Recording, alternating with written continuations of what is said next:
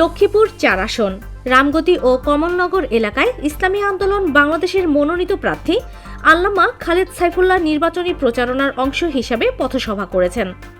সোমবার বিকেলে কমলনগর উপজেলার বিভিন্ন গুরুত্বপূর্ণ সড়ক ও বাজার এলাকায় এই পথসভা অনুষ্ঠিত হয়।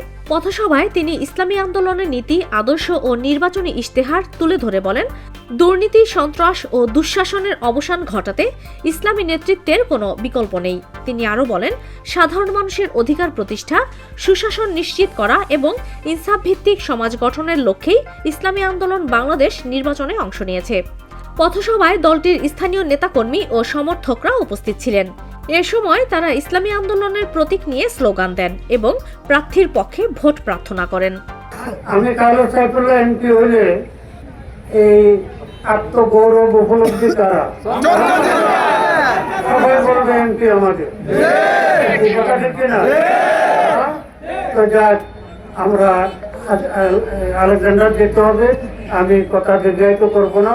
আল্লাহ পাকের দরবারে দোয়া করি, আল্লাহ পাক রব্বুল আলামিন আমাদেরকে যেন কামিয়াবি দান করে।